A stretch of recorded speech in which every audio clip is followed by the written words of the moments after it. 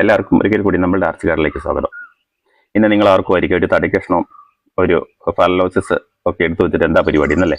ഇന്ന് നമുക്കിത് wall mount ചെയ്യാം. തടിയിൽ എങ്ങനെ മൗണ്ട് ചെയ്യാം എന്നുള്ളതാണ് ഞാൻ കാണിക്കുന്നത്. അതിന് നമുക്ക് ചകിരിയുടെ ഒന്നും ആവശ്യമില്ല കേട്ടോ. ഇതുപോലത്തെ നമ്മുടെ ഒരു പീസ് ഗാർഡൻ നെറ്റ് മതി. ആദ്യമേ നല്ല ഇതുപോലത്തെ ഒരു തടി എടുക്കുക. എന്നിട്ട് അതിൻ്റെ മുകളിലേക്ക് ഒരു ആണി അടിച്ചിട്ട് ഈ ഒരു കമ്പി ഇതുപോലെ ചുറ്റി കൊടുക്കുക. ഇതാണ് നമ്മുടെ ഫസ്റ്റ് പരിപാടി. അതിനുശേഷം ഓർക്കിഡ് അതിനകത്തുള്ള ഫാഗ്നമോസും തൊണ്ടിൻ്റെ പീസുണ്ട് അതും എല്ലാം ക്ലീൻ ചെയ്തിട്ട് നമ്മൾ ഇതെടുക്കണം. ഇതെല്ലാം കളയണം. നമുക്കിതൊന്നും ആവശ്യമില്ല. ഇനി ഒന്നോ രണ്ടോ എണ്ണം ചെറുതായിട്ട് ഇരുന്നാലും കുഴപ്പമൊന്നുമില്ല. അല്ലാത്തത് നമ്മളെല്ലാം എടുത്ത് മാറ്റുക. എന്നിട്ട് ഈ തടിയിലേക്ക് ഇതിങ്ങനെ വെച്ച് കൊടുക്കുക. അതിനുശേഷം നമ്മൾ ഈ നെറ്റ് ആ തടിയിലേക്ക് നമ്മുടെ പ്ലാന്റ് വെച്ചതിന് ശേഷം അതങ്ങ് നല്ല ഇതുപോലെ ഒന്ന് ചുറ്റിയെടുക്കുക. കണ്ടോ, ഇതുപോലെ നമ്മൾ ചുറ്റിയെടുക്കുക. ആ ഇലകളൊക്കെ വെളിയിലാണ്. വേര് മാത്രം ഇതിൽ വെച്ചിട്ട് തടിയിൽ വേര് വെക്കുക. എന്നിട്ട് അതിൻ്റെ മുകളിൽ കൂടെ ഇതങ്ങ് ചുറ്റിയെടുക്കുക. അതിനുശേഷം നമ്മൾ ഈ ചരടുണ്ടല്ലോ, ഈ ചരട് കൊണ്ട് അതങ്ങ് കെട്ടിക്കൊടുക്കുക. ഒത്തിരി ടൈറ്റും ആകരുത്, ഒത്തിരി ലൂസും ആകരുത്. ടൈറ്റ് ആയി കഴിഞ്ഞാൽ എന്താ കുഴപ്പമെന്ന് വെച്ചാൽ നമ്മുടെ പ്ലാന്റിൻ്റെ വേരുകൾ കട്ടായി പോകും. ലൂസായി കഴിഞ്ഞാൽ അതിൽ നിന്ന് ഊരിയും പോകും. അപ്പം ഒരു മീഡിയം ഒരു മുറുക്കത്തിൽ അതങ്ങ് വെച്ചു കൊടുക്കുക. എനിക്ക് തോന്നുന്നുണ്ടല്ലോ ഈ ഫലനോസിസ് നമ്മൾ ഈ തടിയിൽ മൗണ്ട് ചെയ്ത് പിടിപ്പിക്കുന്നതാണെന്ന് തോന്നുന്നു. വളർച്ച നന്നായിട്ടുണ്ടാകും. കാരണം വലിയ ഡാമേജുകളൊന്നും ഉണ്ടാകാനില്ല. ഫംഗസോ അങ്ങനെയുള്ള പ്രശ്നങ്ങളൊന്നും അതിന് ഉണ്ടാകുന്നില്ല. എന്ന് വെച്ചാൽ വെള്ളം കെട്ടി നിൽക്കുന്നില്ലല്ലോ. നമ്മൾ വെള്ളം ഒഴിച്ചെടുക്കുമ്പോൾ അത് ആവശ്യത്തിനുള്ള വെള്ളം അബ്സോർബ് ചെയ്തതിന് ശേഷം ബാക്കി വെള്ളമൊക്കെ അങ്ങ് പോവുകയാണ് ചെയ്യുന്നത്. ചട്ടിയിലൊക്കെ ആണെങ്കിൽ കുറച്ച് വെള്ളം അവിടെ കെട്ടി നിന്നാന്ന് തോന്നുന്നു ഈ പ്ലാന്റ് ചീത്തയാകുന്നത്. ഇത് ഇങ്ങനെ വെച്ചിട്ട് നല്ല വളർച്ചയുണ്ട്, നല്ല ആരോഗ്യമുണ്ട് പ്ലാന്റിന് കേട്ടോ. പിന്നെ അതുപോലെ തന്നെ ഈ ഡെൻഡ്രോബിയം നമ്മൾ തടിയിൽ പിടിപ്പിക്കുന്നതിനേക്കാൾ എനിക്ക് തോന്നുന്നു കുറച്ചുകൂടെ ഗ്രോത്ത് ഫലനോസിസിനാണെന്ന് തോന്നുന്നു. അത് രണ്ട് ഞാൻ കാണിച്ചു തരാം. ഇനിയിപ്പോൾ ഇത് നമുക്കൊന്ന് ടൈറ്റ് ആക്കാം. പരിപാടി ഇവിടെ കഴിഞ്ഞു. ഇനി ഇത് നമുക്ക് എവിടെയാണെന്ന് വെച്ചാൽ നമുക്കിത് ഹാങ് ചെയ്തിടാം. പിന്നെ ഈ ചകിരിയും തൊണ്ടും ഒന്നും ഇതിലേക്ക് നമ്മൾ അടുപ്പിക്കേണ്ട. അതുപോലെ തന്നെ അതിനകത്ത് വരുന്ന മൂസം നമ്മൾ ഇതിനകത്ത് കൊടുക്കണ്ട കേട്ടോ. ആണെങ്കിൽ നമുക്ക് പ്ലാന്റിന് വലിയ തട്ടുകടില്ലാതെ അത് അവിടെ നിൽക്കും. അപ്പം ഇത് സുഗമമായിട്ട് വളർന്നോളും. ഇതൊക്കെ ഇതിൻ്റെ ഗ്രോത്തൊക്കെ ഞാൻ നിങ്ങളെ ഇടയ്ക്ക് കാണിച്ചു തരാം കേട്ടോ. നിങ്ങൾക്കൊക്കെ അത് കണ്ട് വിശ്വാസം അതിന് ശേഷം മാത്രം നിങ്ങൾ ഇതുപോലെ ചെയ്താൽ മതി. ഞാൻ ഈ ചെയ്തെന്നും പറഞ്ഞ് ആരും ചാടിക്കേറി ചെയ്യേണ്ട ഒരു കാര്യവും ഇല്ല. എനിക്ക് സക്സസ് ആകുന്ന കാര്യങ്ങൾ മാത്രമാണ് ഞാൻ എപ്പോഴും നിങ്ങളെ കാണിക്കുന്നത്. നിങ്ങളോട് ഞാൻ പറയാറുണ്ട്, എൻ്റെ പ്ലാന്റുകൾക്ക് ചെയ്ത് നോക്കിയിട്ട് സക്സസ് എന്ന് തോന്നുന്ന കാര്യങ്ങൾ മാത്രമാണ് നിങ്ങളിലേക്ക് ഞാൻ എത്തിക്കുന്നത്. ഇനിയിപ്പോൾ നമുക്ക് നമ്മുടെ നേരെ ഞാൻ പറഞ്ഞ ഡെൻഡ്രോബിയോ ഫലനോസിസും വാൾ മൗണ്ട് ചെയ്തിരിക്കുന്നത് ഞാൻ കാണിച്ചു തരാം. തടിയിൽ മൗണ്ട് ചെയ്തിരിക്കുന്നത് ഞാൻ കാണിച്ചു തരാം. അതിൻ്റെ ഗ്രോത്ത് എങ്ങനെയുണ്ടെന്ന് നിങ്ങൾ തന്നെ നോക്ക്, ഏതാ ബെറ്റർ എന്നുള്ളതും.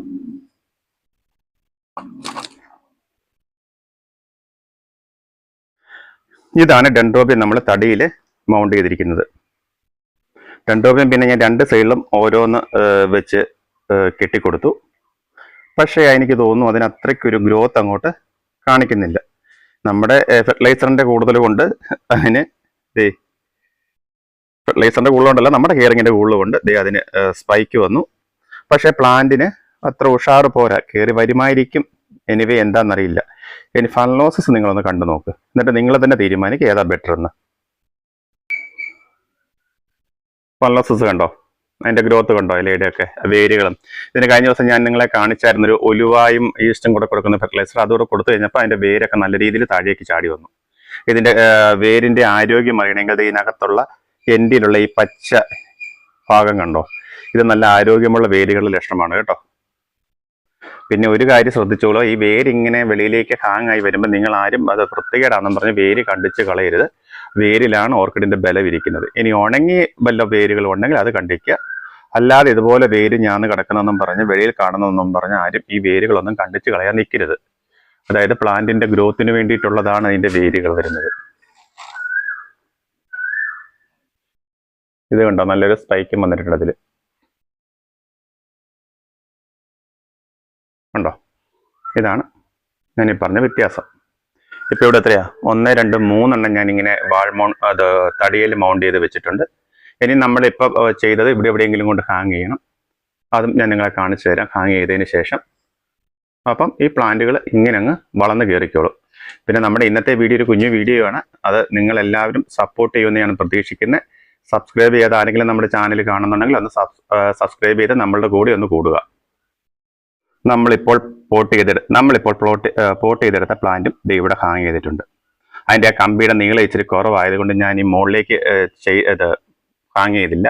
ഇവിടെ ഇങ്ങനെ കമ്പി കിടപ്പുണ്ടായിരുന്നു, അതിലേക്ക് തന്നെ ഹാങ് ചെയ്തിട്ടിരിക്കുകയാണ്. എനിക്കിത് ഇങ്ങനെ ഇവിടെ ഇട്ട് കഴിഞ്ഞാൽ പറ്റുകയില്ല.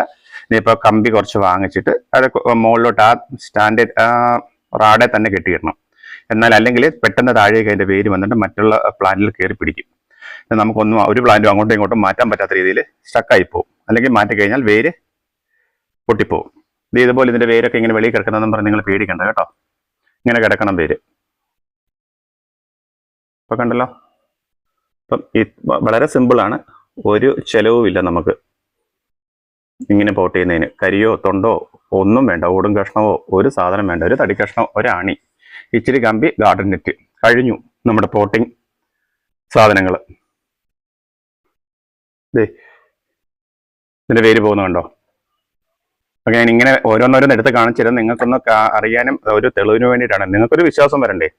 പിന്നെ നാളത്തെ നമ്മുടെ ഒരു വീഡിയോ നിങ്ങൾ ആരും മിസ് ചെയ്ത് നല്ലൊരു ഫെർട്ടിലൈസറാണ് ഞാൻ കാണിക്കുന്നത്. ഇന്ന് കാണിക്കാമെന്ന് വെച്ചിട്ട് എനിക്കത് വീഡിയോ എടുക്കാൻ പറ്റിയില്ല, താമസിച്ചു പോയി രാവിലെ. അപ്പോൾ ഒരു 8 മണിക്കുള്ളിലെങ്കിലും നമ്മൾ ഫെർട്ടിലൈസർ കൊടുക്കണ്ടേ. അത് കാരണം ഞാൻ ഇന്നത്തെ വീഡിയോ നാളത്തേനാക്കിയിരിക്കുകയാണ്. അപ്പോൾ നാളത്തെ വീഡിയോ നിങ്ങൾ ആരും മിസ് ചെയ്യരുത്. നിങ്ങളുടെ എല്ലാ പ്ലാന്റുകൾക്കും പച്ചക്കറികൾക്കും ഒക്കെ പറ്റുന്ന നല്ല അടിപൊളി ഒരു ഫെർട്ടിലൈസറാണ് ഞാൻ നാളെ നിങ്ങളുടെ മുന്നിലേക്ക് എത്തിക്കുന്നത്. അപ്പം നാളെ കണ്ടുമുട്ടാമെന്നുള്ള ശുഭാപ്തി വിശ്വാസത്തോടെ ഇന്നത്തെ വീഡിയോ ഞാനിവിടെ പൂർണ്ണമാക്കുകയാണ്. അപ്പോൾ നിങ്ങളുടെ എല്ലാ സപ്പോർട്ടും ഞാൻ പ്രതീക്ഷിക്കുന്നു.